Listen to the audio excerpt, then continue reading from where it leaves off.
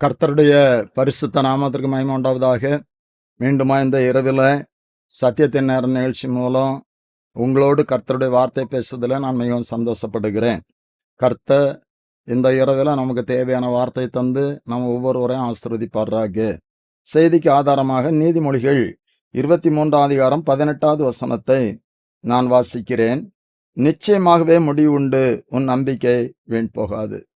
இந்த வசனத்தின் முதற் பகுதியை குறித்து கடந்த நாட்களில் நம்ம தியானித்திருக்கிறோம். முடிவு, எப்படிப்பட்டதான முடிவு? அவர் நாம் எதிர்பார்க்கிற முடிவை நமக்கு தரும்படி அவர் நினைத்திருக்கிற நினைவை நாம் அறிவோம் என்று சொல்லி எரேமியா 29:11 நாம் படிக்கிறோம். நான் எதிர்பார்த்திருக்கிற முடிவுகளை அவர் தர வல்லவராய் இருக்கிறார். இது பிற்பகுதி, உன் நம்பிக்கை வீண் போகாது. அவரை நம்புகிற யாரையும் அவர் கைவிடாத தேவன். நம்முடைய நம்பிக்கை ஒரு நாளும் வீண் போகாது. ஒருவேளை மனிதர்களை நாம் நம்பி கெட்டு போயிருக்கலாம், அது வீணாய் போயிருக்கலாம். ஆனால் கர்த்தரை நான் நம்புவோம் என்று சொன்னால் அந்த நம்பிக்கை ஒரு நாளும் வீண் போகாது. நம்பிக்கை குறித்து வேதத்தில் அநேக வசனங்கள் சொல்லப்பட்டிருக்கிறது.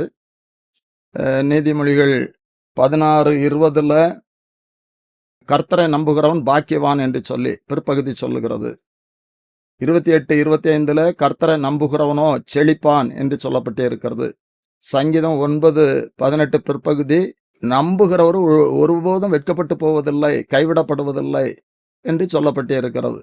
இப்படியாக வேதத்தில் அநேக இடங்களில நம்பிக்கை குறித்து கர்த்தர் சொல்லி இருக்கிறார். அன்பான தேவனுடைய பிள்ளைகளை, நாம் கர்த்தரை நம்புகிற நம்பிக்கையில இன்னும் பெருகுவோம். அந்த நம்பிக்கையில சந்தோஷமா இருப்போம். நம்பிக்கை என்று சொன்னால் அது விசுவாசத்தையும் குறிக்கிறது. நம்பிக்கை, விசுவாசம் ரெண்டும் ஏதேசம் ஒரே அர்த்தத்தில் சொல்லப்பட்டிருந்தாலும் கூட வேதத்துல அநேக இடங்கள்ல விசுவாசத்தை குறித்தும் நம்பிக்கை குறித்தும் சொல்லப்பட்டிருக்கிறது. இந்த இரவுல இந்த நம்பிக்கையில உறுதியாயிருந்த, நம்பிக்கையில ஒரு நம்பிக்கையாயிருந்த சில பேரை உங்களுக்கு நினைவுபடுத்த விரும்புகிறேன். முதலாவதாக 2 ராஜாக்கள் 18ஆம் அதிகாரம் 5வது வசனத்துல, அவன் இஸ்ரவேலின் தேவனாகிய கர்த்தரின் மேல் வைத்த நம்பிக்கையில அவனுக்கு பின்னும் அவனுக்கு முன்னும் இருந்த யூதாவின் ராஜாக்களில் எல்லாம் அவனை போல் ஒருவனும் இருந்ததில்லை. இங்கே எசேக்கியா ராஜாவை குறித்து சொல்லப்பட்டு இருக்கிறது. எசேக்கியா ராஜா கர்த்தருடைய நம்பிக்கையில அவன் உறுதியா இருந்தான். அவனுக்கு முன்னால இருந்த ராஜாக்களிலும் பின்னால வந்த ராஜாக்களிலும் அவனை போல் ஒருவனும் இருந்ததில்லை என்று சொல்லி வேதம் அவனை குறித்து சாட்சி விடுகிறது. கர்த்தர் பேரில் இந்த எசேக்கியா ராஜா எந்த மாதிரிப்பட்ட நம்பிக்கை வைத்தான், எப்படி நம்பிக்கையா இருந்தான் என்று சொல்லி இங்கே அந்த 2 ராஜாக்கள் 18ஆம் அதிகாரம் 5வது வசனத்துல நாம் வாசிக்கிறோம். முன்னால இருந்த ராஜாக்களும் சரி, பின்னால வந்த ராஜாக்களும் சரி, அவனை போல கர்த்தர் பேரில் யாரும் நம்பிக்கை வைக்கவில்லை. அவன் தன்னுடைய 25வது வயதுல, வாலிப வயதுல ஆட்சிக்கு வந்தான். வந்தவன் 29 வருடங்கள் அரசாண்டான் என்று சொல்லப்பட்டு இருக்கிறது. அதில் ஒரு ஆச்சரியமான காரியம், 2 நாளாகவும் 29ஆம் அதிகாரம் முதல் வசனத்திலிருந்து நம்ம படிப்போம் என்று சொன்னால், அவன் ஆட்சிக்கு வந்தான், வந்தவுடன் அடைக்கப்பட்ட ஆலய கதவுகளை திறந்தான் என்று சொல்லி பார்க்கிறோம். லேவியர்களை, ஆசாரியர்களை அழைத்து, முதலாவது உங்களை பரிசுத்தம் பண்ணி கொண்டு ஆலயத்தை பரிசுத்தம் பண்ணுங்கள் என்று சொல்லி அவன் கட்டளையிட்டான். அங்கே ஒரு எழுப்புதல் உண்டாயிற்று என்று சொல்லி 30ஆம் அதிகாரம் 26வது வசனத்துல நாம பார்க்கிறோம். எருசலேமிலே மகா சந்தோஷம் உண்டாயிற்று, அங்கே ஒரு எழுப்புதல் உண்டாயிற்று என்று சொல்லி.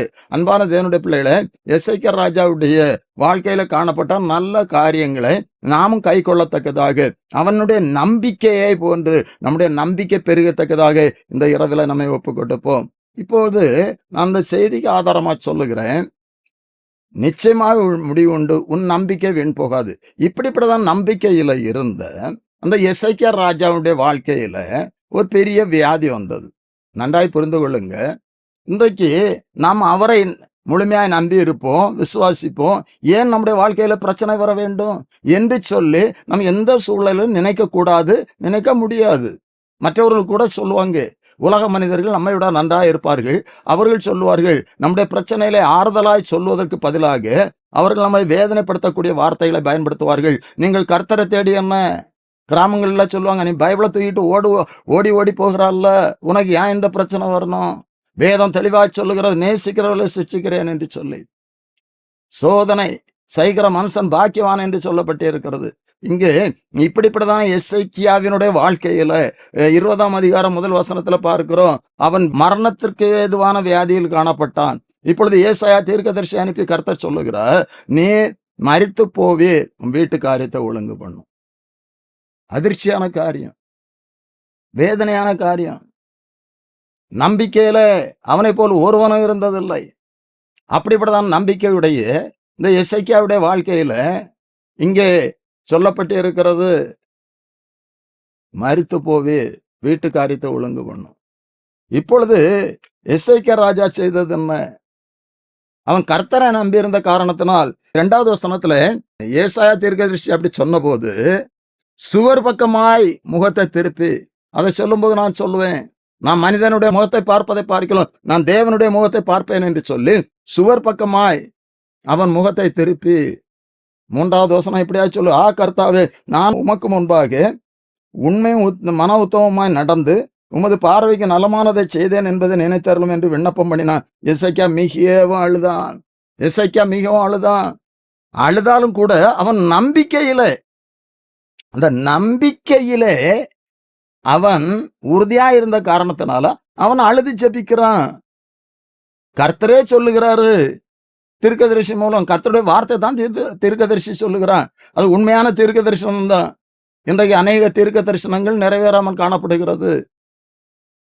அநேக தீர்க்கதரிசிகள் அநேக தீர்க்க தரிசனங்களை சொல்லுகிறார்கள். தீர்க்க தரிசனங்களை அற்பமாய் எண்ணக்கூடாது என்று சொல்லி வேதத்துல நம்ம படிக்கிறோம். ஆனாலும் இன்றைக்கு அநேக பொய்யான தீர்க்க தரிசனங்களும் அநேக பேர் சொல்லுகிறாங்க. அதுல எல்லாம் நீங்கள் கவனமாயிருங்கள். இங்க தீர்க்கதரிசி உண்மை கர்த்தருடைய வார்த்தை தான் சொல்லுகிறார்.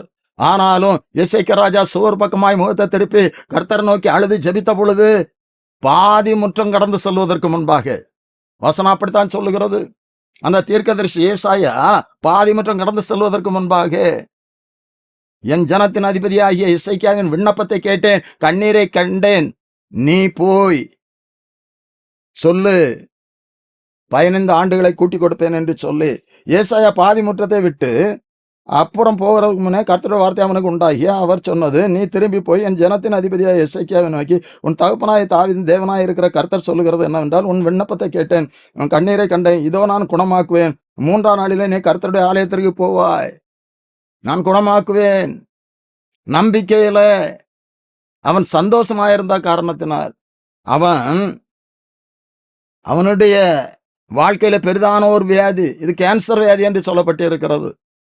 ஆராய்ச்சியாளர்கள் அப்படியாக சொல்லுகிறார்கள். இந்த இரவில் நான் உங்களுக்கு சொல்லுகிறேன், எசேக்கியாவே போன்று அவர் பேர்ல நம்பிக்கையுடையவர்களாயிருந்தால், எப்படிப்பட்டதான பிரச்சனையா இருந்தாலும், எப்படிப்பட்டதான வியாதியா இருந்தாலும், இந்த இரவில உங்களுடைய வாழ்க்கையில அற்புதம் நடக்கும். அவர் அதிசயங்களை செய்கிறவர். ஆனால் ஒன்றை கூட நான் உங்களுக்கு நினைவுபடுத்துகிறேன். எசேக்கியா ராஜா ஜெபிக்கும் போது ஒரு காரியத்தை சொல்லுங்க, நானும் உமக்கு முன்பாக உண்மையும் மன உத்தமமாய் நடந்தேன் என்று சொல்லு. அப்படிப்பட்டதான ஒரு தகுதியோடு கூட நான் ஜெபிக்கணும். அநேக தவறுகளை செய்து கொண்டு சில கஷ்டங்கள் வரும்போது, ஏன் எனக்கு இந்த கஷ்டம், ஏன் எனக்கு இந்த பாடுகள், பிரச்சனைகள் என்று சொல்லி அங்கலாய்க்க கூடாது. நம்முடைய ஜீவியத்தை ஆராய்ந்து பார்க்கணும். நம்முடைய கர்த்தர் நீதி உள்ள கர்த்தர், அவர் நீதி உள்ளவர், அவர் இரக்கமுள்ள தேவன். நான் நம்முடைய குறைகளை அறிக்கை செய்து நாம் ஒப்பு கொடுத்து எசேக்கியாவை போன்று ஜெபிப்போம் என்று சொன்னால், நிச்சயமா நம்முடைய வாழ்க்கையில அற்புதம் நடக்கும். தேவ பிள்ளைகளை தொடர்ந்து பார்க்கிறோம். 15 ஆண்டுகளை கர்த்தர் கூட்டி கொடுத்தார். எசேக்கியா ராஜாவுடைய வாழ்க்கையில இப்படிப்பட்டதான ஒரு வியாதி வந்தாலும் கூட அந்த வியாதியிலிருந்து கர்த்தர் விடுதலை கொடுத்தார். நம்பிக்கையிலே சந்தோஷமாயிருங்கள். அவர் நம்பிக்கையில எசேக்கியா ராஜாவை குறித்து வேதத்தில் சாட்சியாய் சொல்லப்பட்டிருக்கிற வார்த்தையை நாம் வாசித்தோம், நான் கேட்டோம். எந்த ராஜாவையும் விட, இஸ்ரவேலை ஆண்ட எந்த ராஜாவையும் விட அவன் நம்பிக்கையில சாட்சியாக இருந்தான். மற்ற ராஜாக்களை விட அதிகமாய் கர்த்தர் நம்பினான். அவனுடைய வாழ்க்கையில அற்புதம் நடந்தது. 2வதாக யோபு 13ஆம் அதிகாரம் 15வது வசனம், அவர் என்னை கொன்று போட்டாலும் அவர் மேல் நம்பிக்கையா இருப்பேன். எல்லாம் இழந்த சூழ்நிலையில, பொருட்கள், இன்னும் ஆடு மாடுகள், பிள்ளைகளும் கூட இழந்த சூழ்நிலையில யோபு சொல்லுகிறது. 1ஆம் அதிகாரத்துல நம்ம படிக்கிறோம், கர்த்தர் கொடுத்தார், கர்த்தர் எடுத்தார், அவருடைய நாமத்துக்கு ஸ்தோத்திரம். யோபனுடைய வார்த்தை அது ஆச்சரியமானது. நம்முடைய வாழ்க்கையில நான் அடிக்கடி சொல்லுவேன், யோபை போன்ற பிரச்சனைகள் நம்முடைய வாழ்க்கையில கர்த்தர் அனுமதிக்காவிட்டாலும் கூட நம்முடைய வாழ்க்கையிலும் கர்த்தர் பிரச்சனைகளை அனுமதிக்கிறார். அந்த சூழ்நிலையில யோபை போன்று நான் நம்பிக்கையில் அவர் என்னை கொன்று போட்டாலும் அவர் மேல் நம்பிக்கையா இருப்பேன். அந்த நம்பிக்கையில ஒரு சந்தோஷம். மிகவும் நெருக்கப்பட்ட எல்லாம் இழந்த ஒரு சூழ்நிலை தான். யோபுடைய சோதனை காரணம் கர்த்தர் சாத்தானுக்கு அனுமதி கொடுத்தார். என் தாசனாகிய யோபின் மேல் கவனம் வைத்தாயோ என்று சொல்லி சாத்தான் கேட்டபோது கர்த்தரிடத்துல சாத்தான் சொன்னது, நீர் அவனை சுற்றி வேலி அடைக்கவில்லையோ, அதனால்தான் உண்மை அவன் சேவிக்கிறான், உண்மையில் நம்பிக்கையா இருக்கிறான் என்று சொல்லி. அப்போ சோதனைக்கு அனுமதி கொடுக்கிறார். அவன் எல்லாம் இழந்த சூழ்நிலையிலும் 1 நிர்வாணியா என் தாயின் கர்ப்பத்திலிருந்து வந்தேன், நிர்வாணியா எவ்விடத்துக்கு திரும்புவேன், கர்த்தர் கொடுத்தார், கர்த்தர் எடுத்தார், கர்த்தருடைய நாமத்துக்கு ஸ்தோத்திரம் என்றான். எப்படிப்பட்டதான வார்த்தை! கர்த்தர் கொடுத்தார், கர்த்தர் எடுத்தார். எல்லாவற்றையும் இழந்தாலும் கூட பிள்ளைகளை இழக்கும் போது மிகவும் வேதனைப்பட்டிருப்பான். அந்த வேதனைகளை கர்த்தர் அறிந்தார். பின்பாக நாம பார்க்கிறோம், ரெட்டிப்பான ஆசீர்வாதத்தை கொடுத்தார், பிள்ளைகளை திரும்ப கொடுத்தார். அன்பான தேவனுடைய பிள்ளைகளை நான் மீண்டும் சொல்லுகிறேன், யோபு போன்று நம்முடைய வாழ்க்கையில சோதனைகள் அனுமதிக்கப்படாது. ஆனாலும் நம்முடைய வாழ்க்கையில சோதனை உண்டு. காரணம் என்னன்னு சொன்னா, சாத்தான் யாரை விழுங்கலாமோ என்று சொல்லி அவன் வயதேடி சுற்றி திரிகிறான். 1 பேதுரு 5:8 அடிக்கடி நான் செய்தியில நினைவுபடுத்துகிற வசனம், விழித்திருங்கள், பிசாசானவன் யாரை விழுங்கலாமோ என்று சொல்லி கர்ச்சிக்கிற சிங்கம் போல அவன் சுற்றி திரிகிறான் என்று சொல்லப்பட்டு இருக்கிறது. அவன் யாரை விழுங்கலாமோ என்று சொல்லி நம்முடைய வாழ்க்கையிலும் கூட சத்ருவானவன் அவன் அநேக பிரச்சனைகளை கொண்டு வருவதற்கு முயற்சிக்கிறான். ஆனா அவனுக்கு எதிர்த்துருங்க, விசுவாசத்திலே உறுதியா இருந்து அவனுக்கு எதிர்த்து நில்லுங்கள் என்று சொல்லப்பட்டு இருக்கிறது. நாம் எதிர்த்து நிற்போம் என்று சொன்னால் அவன் ஓடி போவான் என்று சொல்லப்பட்டு இருக்கிறது. இங்கே யோபு சொல்லுகிறது, அவர் என்னை கொன்று போட்டாலும் அவர் மேல் நம்பிக்கையா இருப்பேன். 14 இப்படியா சொல்லுகிறார், மனுஷன் செத்த பின் பிழைப்பானோ, எனக்கு மாறுதல் எப்பொழுது வரும் என்று சொல்லி, எனக்கு குறிக்கப்பட்ட போராட்டத்தின் நாட்களெல்லாம் நான் காத்திருக்கிறேன் என்று சொல்லுகிறார். எனக்கு மாறுதல் எப்பொழுது வரும்? என்னுடைய ஜீவியத்துல நிச்சயமாய் மாறுதல் வரும். இன்றைக்கு இருக்கிற பிரச்சனைகளுக்கு ஒரு மாறுதல் வரும். அன்பான தேவனுடைய பிள்ளைகளை நான் உங்களுக்கு சொல்லுகிறேன், இன்றைக்கு உங்களுடைய வாழ்க்கையில காணப்படுகின்ற பிரச்சனைகளுக்கு கர்த்தர் ஒரு மாறுதலை தர வல்லவராய் இருக்கிறார். அன்பான சகோதரா சகோதரி, எனக்கு என்றைக்கு மாறுதல் வரும் என்று சொல்லி நீங்கள் எதிர்பார்த்து கொண்டு இருக்கிற சூழ்நிலையிலே கர்த்தர் அறிகிறார். மாறுதலை அதற்கு காத்திருக்கிறேன் என்று சொல்லுகிறார். அவர் மாறுதலை கொடுத்தார். அவர் நம்முடைய நெருக்கத்திலிருந்து மாறுதலை கட்டளையிடுகிற கர்த்தர், சாபத்தை ஆசீர்வாதமாய் மாற்றுகிற கர்த்தர், மாறாவை மதுரமாய் மாற்றுகிற கர்த்தர்.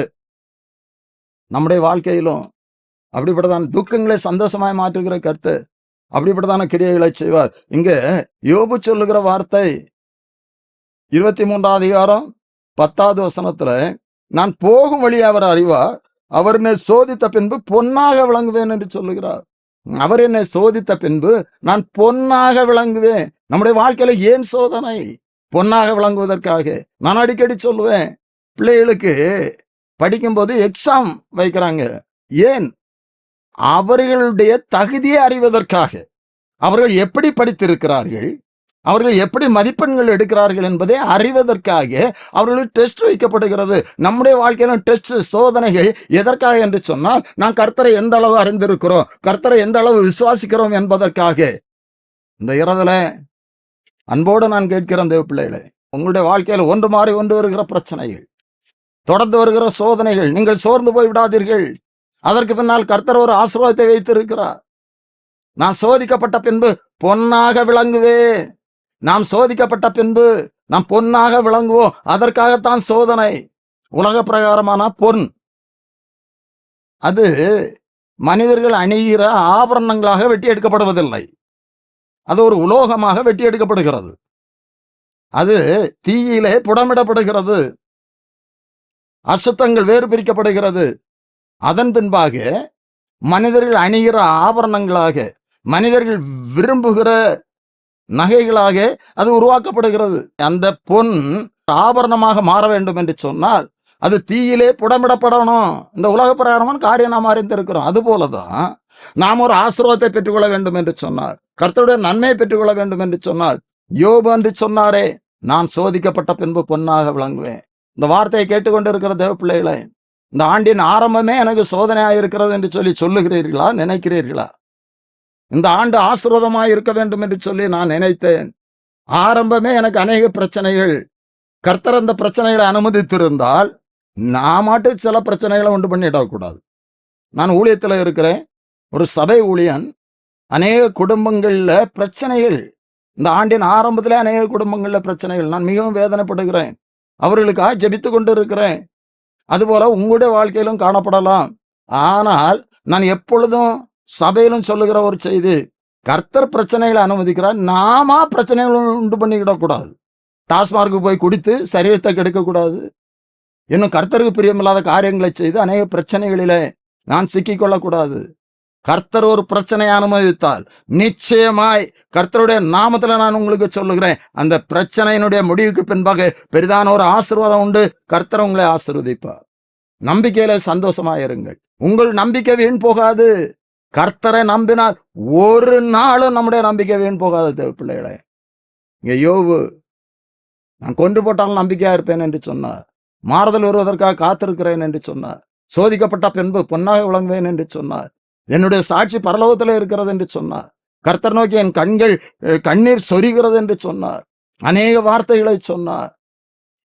இறுதியில கர்த்தர் சொல்லுகிறார் யோபனுடைய நண்பரிடத்துல, யோபு பேசினது போல நீங்கள் நிதானமாய் பேசவில்லை அப்படி என்று சொல்லி யோபு நண்பர்களுக்காக ஜெபிக்கிறார். 42 அதிகாரம் 10வது வசனத்துல நண்பர்களுக்காக ஜெபித்த பொழுது யோபுடைய சிறையிருப்பை மாற்றினார். தொடர்ந்து அவனுக்கு அறிமுகமானவர்கள், அவனை அறிந்தவர்கள் எல்லாரும் வந்து பொற்காசுகளை கொடுக்கிறார்கள், ஆபரணங்களை கொடுக்கிறார்கள். எவ்வளவு பெரிதான காரியம்!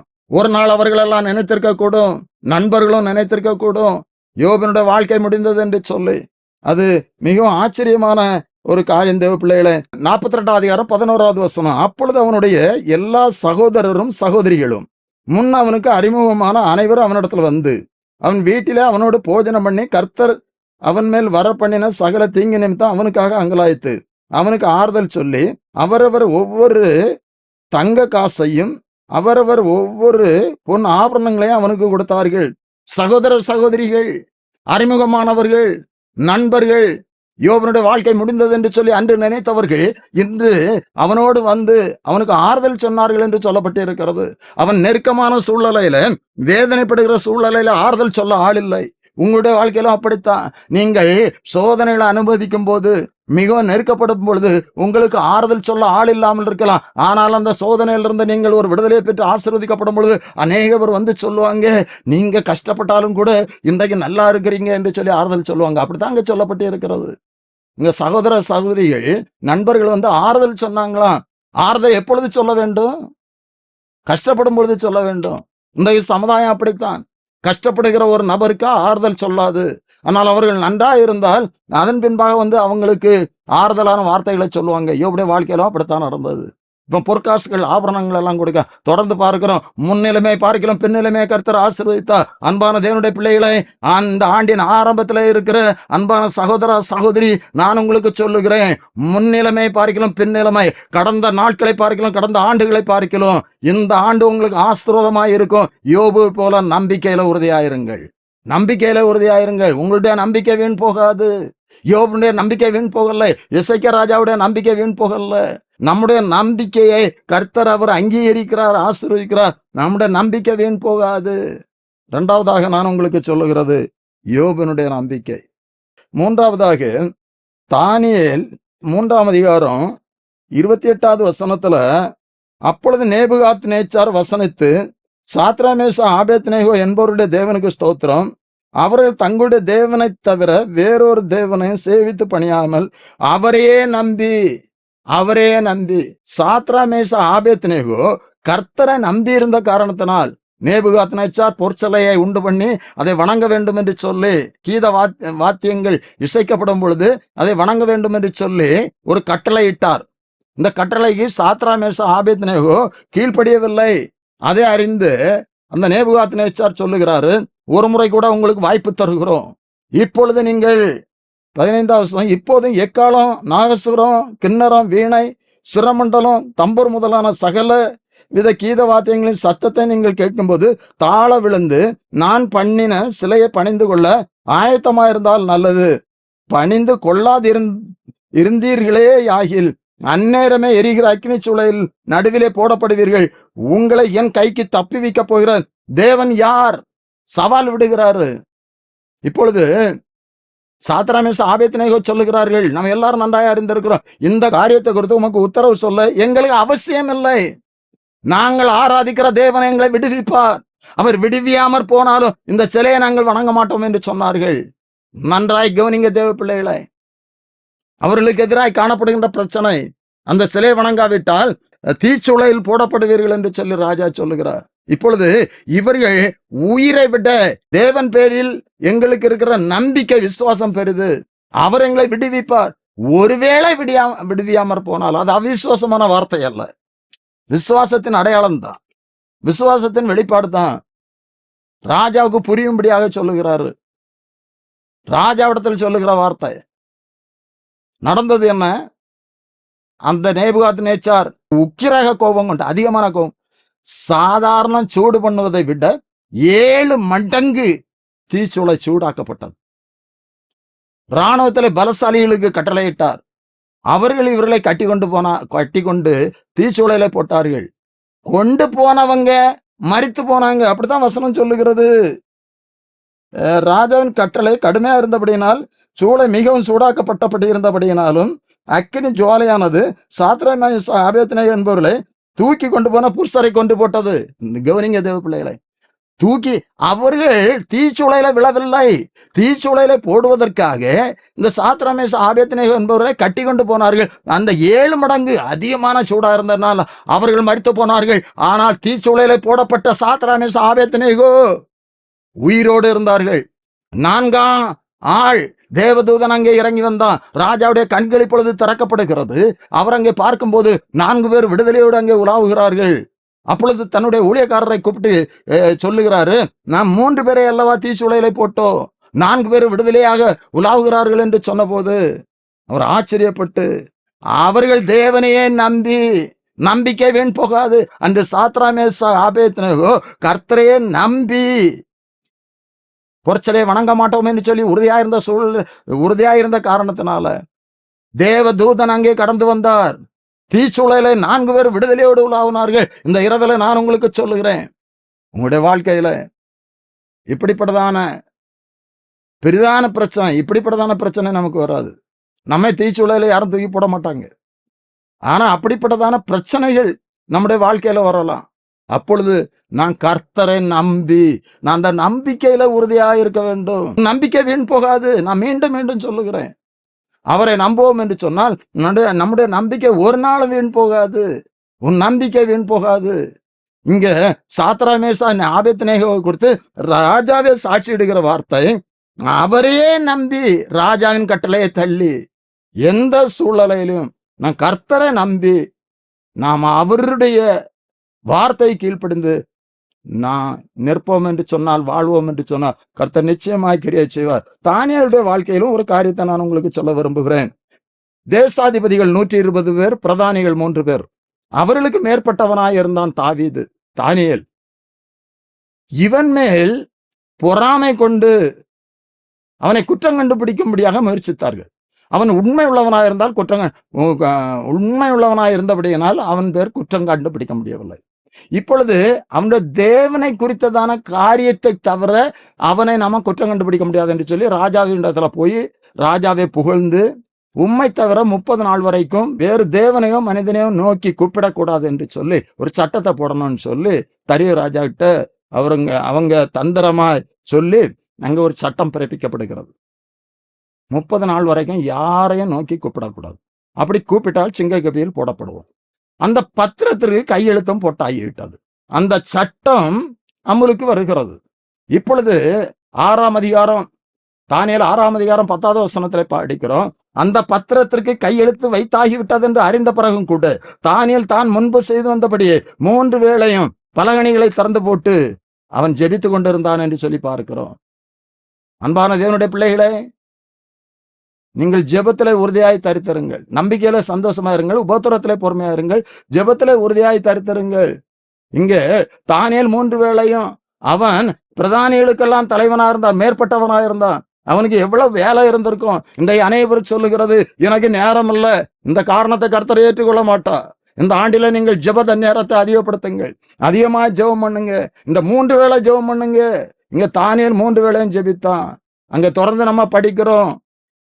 இங்கே ராஜாவிடத்துல போய் தானியேல் ஜெபிக்கிறத சொல்லி கட்டளையின்படி அந்த சட்டத்தின்படி தானியேலை சிங்க கபியில் போட வேண்டும் என்று சொல்லி ராஜாவுக்கு விருப்பம் இல்லாவிட்டாலும் கூட ராஜ கட்டளை மீறக்கூடாது, மீற முடியாதுங்கிற சூழ்நிலையில ராஜா அதற்கு அனுமதி கொடுக்கிறார். இப்பொழுது சிங்க கபியில தானியேலை தூக்கி போடுகிறார்கள். ஒன்றை புரிந்து கொள்ளுங்கள் தேவ பிள்ளைகளை, நம்முடைய வாழ்க்கையிலும் கூட நாம் அதிகமாக ஜெபிக்கும் போது சாத்தான் தந்திரமா சில காரியங்களை செய்வான். அதுல ரொம்ப கவனமா இருக்கணும். நான் அந்த விசுவாசத்துல உறுதியா இருக்கணும். அப்படித்தான் தானியேல் இருந்தார். நடந்தது என்ன நாம் எல்லாரும் அறிந்திருக்கிறோம். அங்கே சிங்கத்தின் வாயை கர்த்தர் கட்டி போட்டார். துயர சத்தத்தோடு ராஜா போய் கேட்கிறார், நீர் தானியேலை நீ ஆராதித்த தேவன் உன்னை விடுவிக்க வல்லவராயிருந்தார். ஆம் ராஜாவே, என்னை விடுவிக்க வல்லவராயிருந்தார். இப்பொழுது அங்கே அவர் சந்தோஷப்பட்டு யாரெல்லாம் அப்படி செய்தார்களோ அவர்களெல்லாம் சிங்க கபியில் தூக்கி போடப்பட்டார்கள் என்று சொல்லி பார்க்கிறோம். 23வது வசனம், அப்பொழுது ராஜா தன்னில் மிகவும் சந்தோஷப்பட்டு தானியேலை கபியிலிருந்து தூக்கிவிட சொன்னார். அப்படியே தானியேல் கபியிலிருந்து தூக்கி விடப்பட்டான். அவன் தன் தேவன் பேரில் விசுவாசித்திருந்தபடியா அவனில் ஒரு சேதமும் காணப்படவில்லை. நம்பிக்கையில அவன் உறுதியா இருந்த காரணத்தினால அவனுடைய நம்பிக்கையின்படி கர்த்தர் கிரியை செய்தார். ஒரு சேதமும் காணப்படவில்லை. 3 காரியங்களை நான் உங்களுக்கு சொன்னேன். நம்பிக்கை ஒரு நாளும் வீண் போகாது. இந்த இரவுல மீண்டும் சொல்லுகிற அந்த பிள்ளைகளை, கர்த்தரை நம்புவோன்னு சொன்னா அந்த நம்பிக்கை ஒரு நாளும் வீண் போகாது. எசேக்கியா ராஜாவுடைய நம்பிக்கை வீண் போகல, வியாதியில அற்புதம் செய்தார். யோபுடைய நம்பிக்கை வீண் போகல, ரெட்டிப்பான ஆசீர்வாதத்தை கொடுத்தார். சாத்ராமேஸ் ஆபேத்நேகோ தாவீது அவருடைய நம்பிக்கை வீண் போகல, தீச்சூளைக்கு சிங்க கபிக்கு விடுவித்தார். நம்முடைய வாழ்க்கையிலும் அப்படிப்பட்டதான அற்புதங்களை கர்த்தர் செய்வார். நான் ஜெபிக்கலாம். நிச்சயமாகவே முடிவுண்டு. உன் நம்பிக்கை வீண் போகாது என்று சொன்ன எங்கள் பரிசுத்த பரலோகத்தின் பிதாவே, ஆசீர்வாதமான இந்த இரவு வேளைக்காக உமக்கு ஸ்தோத்திரம். இந்த வேளையிலும் இந்த வார்த்தை கேட்ட உம்முடைய ஜனத்திற்காக அடியேன் உம்முடைய சமூகத்திலே கெஞ்சி ஜெபிக்கிறேனப்பா. இந்த ஆண்டின் ஆரம்பத்துல என்னுடைய வாழ்க்கையில குடும்பத்துல அநேக பிரச்சனைகள் என்று சொல்லி வேதனையோடு காணப்படுகிற உம்முடைய பிள்ளைகளை நோக்கி பாருங்கப்பா. கர்த்தாவே, இந்த ஆண்டு ஒவ்வொருவருக்கும் ஆசீர்வாதமாக இருக்கும்படியாய், இந்த நாட்களில் காணப்படுகின்ற எல்லா பிரச்சனைகளும் தடைகளும் மாறும்படியாய் ஜெபிக்கிறேனப்பா. அன்று கர்த்தாவே எசேக்கியா ராஜாவுடைய நம்பிக்கையின்படி அவனுடைய வாழ்க்கையில நீர் கிரியை செய்தீரப்பா. வியாதி அவனுடைய வாழ்க்கையில வந்தபோது மரணத்துக்கு ஏதுவான வியாதியா இருந்தாலும் கூட உம்மை நம்பி இருந்த காரணத்தினால் அவனுக்கு நீர் அற்புதம் செய்தீங்கப்பா. இந்த நாட்கள்ல வியாதியோடு அநேகவர் வேதனைப்பட்டு கொண்டு இருக்கிறாங்கப்பா. இந்த இரவுல உம்முடைய சுகமாக்கும் வல்லமை அவருடைய சரீரத்துல இறங்கும்படியாய் ஜெபிக்கிறோம். வியாதியோடு இருக்கிற சகோதரி சகோதரா, இந்த வேளையில உங்களை கர்த்தருக்கு ஒப்பு கொடுங்க. நம்பிக்கையில நீங்க உறுதியாயிருங்க. உங்க நம்பிக்கை வீண் போகாது. உங்களுடைய வியாதிகளை கர்த்தர் மாற்றுவா. அன்று எசேக்கியா ராஜாவுடைய சரீரத்தில் காணப்பட்ட வியாதியை மாற்றி ஆண்டுகளை நீட்டி கொடுத்த, ஆயுஷ் நாட்களை நீட்டி கொடுத்த கர்த்தர் இந்த இரவில உங்களுடைய வாழ்க்கையில அற்புதம் செய்வார். குடும்பத்துல யாரெல்லாம் வியாதியோடு இருக்கிறீர்களோ உங்களை கர்த்தர் இந்த இரவில தொடுகிறார். கர்த்தர் நிச்சயமாக உங்களை விடுவிப்பா.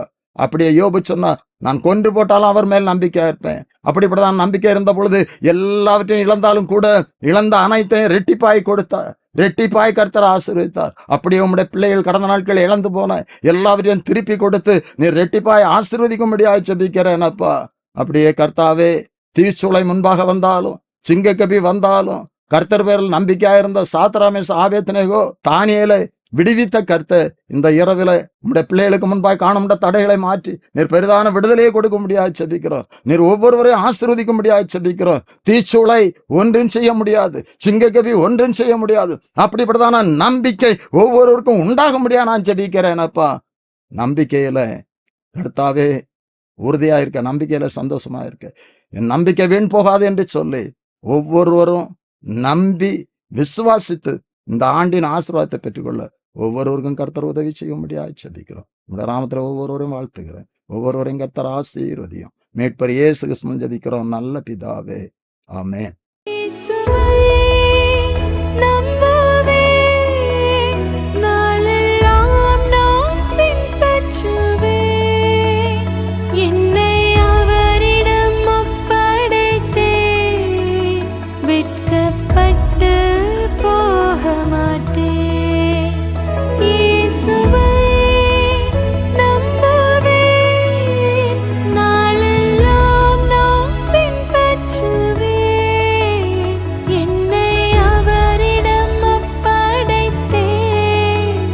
வெட்கப்படாதே.